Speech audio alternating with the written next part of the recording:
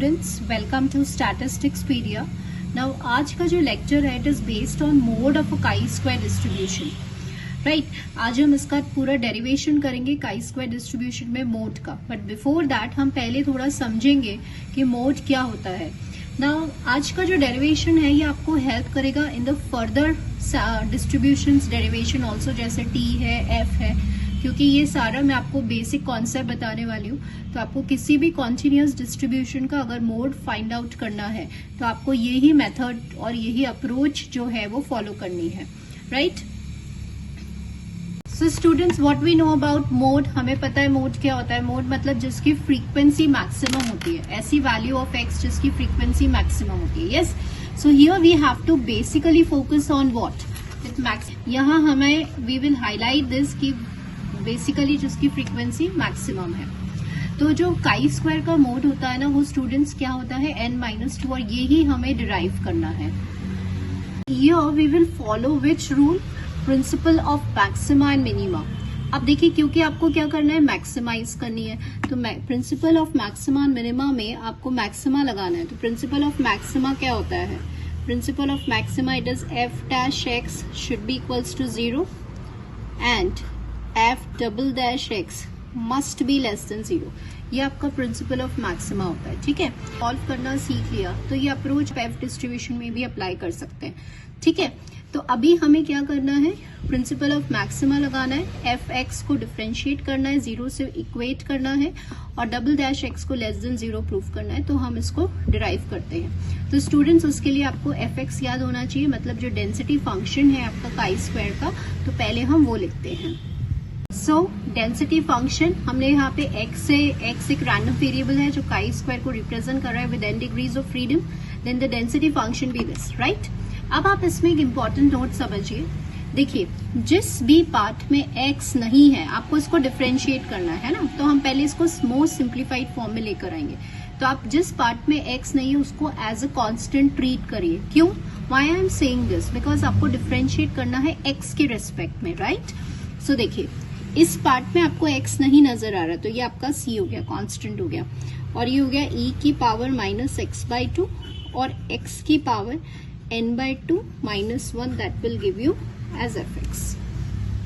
Now students, now अभी हमें इस एक्सप्रेशन को थोड़ा सिंप्लीफाई करना है. तो बेस्ट वे क्या होता है सिंप्लीफिकेशन का, यहाँ पे क्योंकि ये पावर्स में है, आप लॉग ले लीजिए दोनों साइड. तो आपने जब दोनों साइड लॉग लिया तो ये क्या हो जाएगा आपका, log c minus x minus 2 log e plus n/2 minus 1 log x. ठीक है, ये हो गया. अब यहाँ पे आपको समझना होगा कि हमने क्या किया है, log की हमने बेसिक जो प्रॉपर्टी है ना वो अप्लाई किया है. और वो प्रॉपर्टी क्या होती है students, log a plus log b. ठीक है, एक ये प्रॉपर्टी अप्लाई किया है, एंड log a की power b that is equals to b log a, एक ये अप्लाई किया है. ठीक है, and what is log e 1 होता है. ठीक है, तो यहाँ पे I have applied this property, और अभी आप देख रहे हैं यहाँ पे log a, ये a b c है, तो log a plus log b plus log c हो गया, और ये a की पावर b है तो इससे ये आया. And what is log e it is 1. तो एंटायर एक्सप्रेशन कैसा आएगा, देखिए आपका एंटायर एक्सप्रेशन ऐसा आ गया, log e यहाँ पे 1 हो गया. अब हम क्या करेंगे, इसको डिफ्रेंशिएट करेंगे विद रेस्पेक्ट टू x, है ना, f डैश x निकालना है. तो जब आप इसको डिफ्रेंशिएट करेंगे तो log ऑफ समथिंग क्या हो जाता है, 1/x. तो यहाँ पे log ऑफ fx क्या हो जाएगा आपका, 1/fx. फिर आप फंक्शन को डिफरेंशिएट करेंगे तो f डैश x हो गया, log c मतलब कांस्टेंट, कांस्टेंट का डिफरेंशिएशन 0 माइनस ये हो गया हाफ, प्लस इस पार्ट में x नहीं है तो इसको एज इट इज रहने दीजिए, और log x का डिफरेंशिएशन 1/x. तो आपने इसको डिफरेंशिएट कर दिया पूरे एक्सप्रेशन को with respect to x. Right. अब I write it in simplified form. तो अभी fx को हम इस साइड ले गए, और ये हमने थोड़ा सा इस तरह से आपका एक्सप्रेशन आ गया. अब स्टूडेंट्स प्रिंसिपल लगा रहे हैं, तो f डैश x को आपको 0 पुट करना है. So now here we put f dash x equals to 0, then what we get?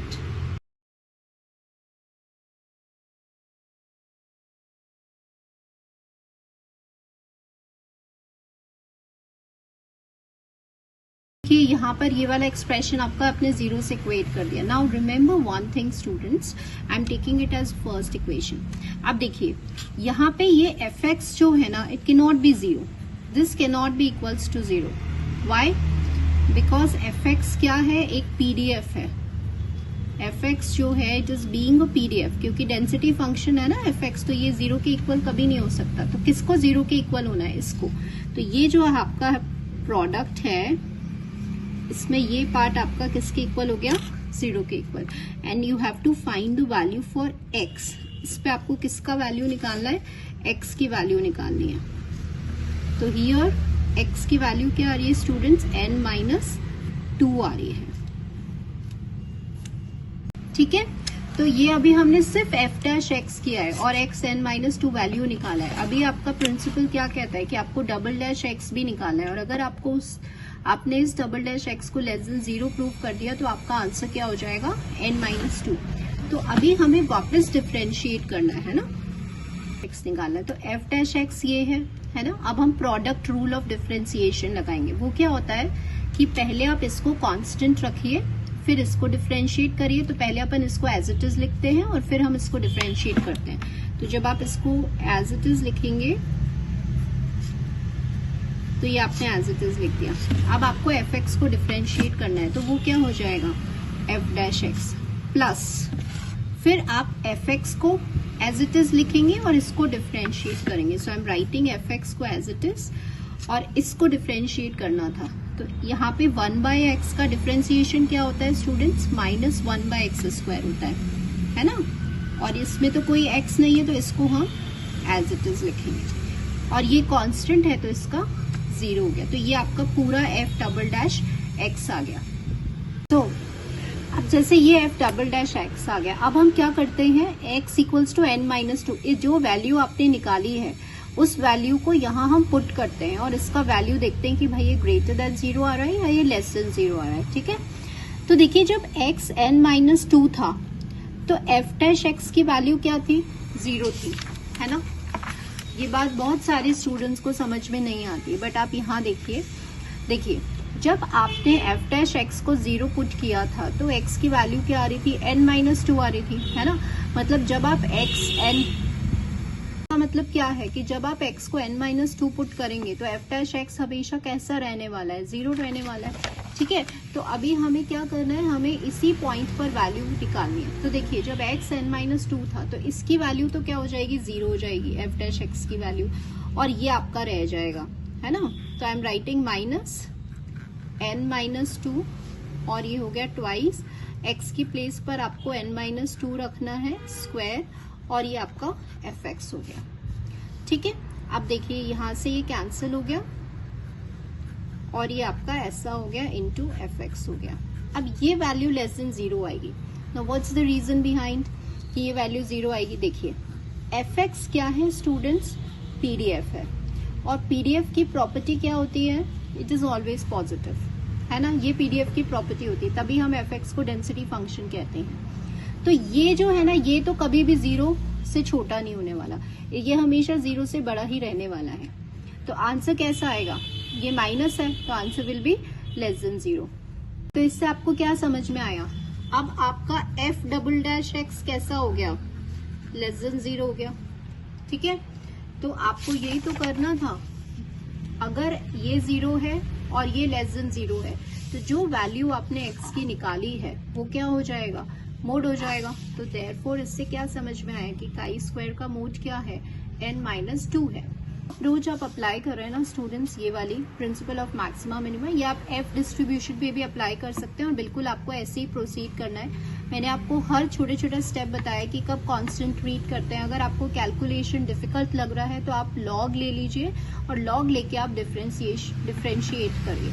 ठीक है, सो होप आज का जो वीडियो है आपके लिए हेल्पफुल रहा होगा. स्टूडेंट्स लाइक प्लीज, एक रिक्वेस्ट है, लाइक प्लीज करते रहिए और सब्सक्राइब करिए. एंड कमेंट में if you want any of your queries, और अगर आप कोई डेरिवेशन आपको समझना है then do comment me. Thank you for watching this video.